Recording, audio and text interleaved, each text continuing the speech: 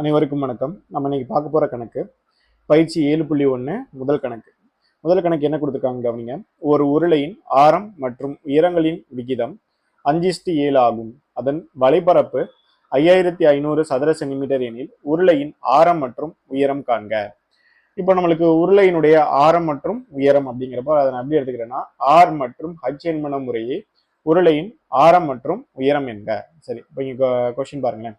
உருளையின் ஆரம் மற்றும் உயரங்களுடைய விகிதம் கொடுத்துருக்காங்க அப்படின்னா இப்போ R/H ஈக்குவல்ட்டு எவ்வளோ கொடுத்துட்டாங்கன்னா 5:7 அப்படின்னு கொடுத்துருக்காங்க. மற்றும் அதனுடைய வலைப்பரப்பு கொடுத்துருக்காங்க. வலைப்பரப்பு அப்படிங்கிறப்ப எவ்வளோ கொடுத்துருக்காங்கன்னா 5500 சதுர சென்டிமீட்டர் அப்படிங்கிறப்ப அதை எப்படி எழுதிக்கலாம்னா சென்டிமீட்டர் ஸ்கொயர் அப்படின்னு எழுதலாம்.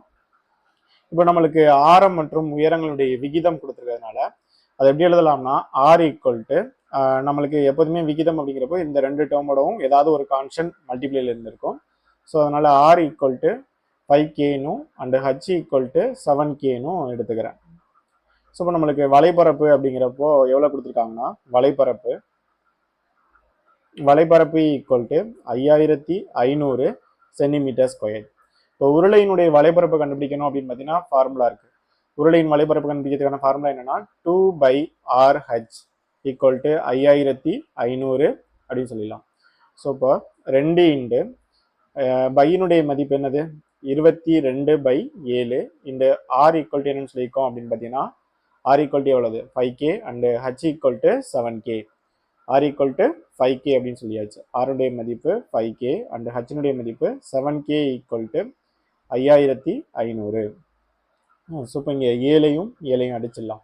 பேலன்ஸ் கேட்டோம் 2 into 22 into 5 into K into K என்ன வந்துடும் அப்படின்னு பார்த்தீங்கன்னா K ஸ்கொயர் ஈக்குவல்ட்டு 5500. எனக்கு K ஸ்கொயர் ஈக்குவல்ட்டு இது எப்படி எழுதலாம்னா 5500 டிவைட் பை இந்த 3 டேர்மும் எப்படி இருக்குது பெருக்கல்ல இருந்து ஈக்குவல்ட்டுக்கு இந்த சைடு வரையில வகுத்தல்ல வந்துடும்.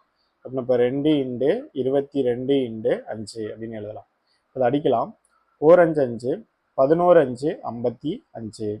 இப்போ இதையும் அடித்தோம் அப்படின்னு பார்த்தீங்கன்னா 4 11 11 2 11 22. இதை அடிக்கலாம்.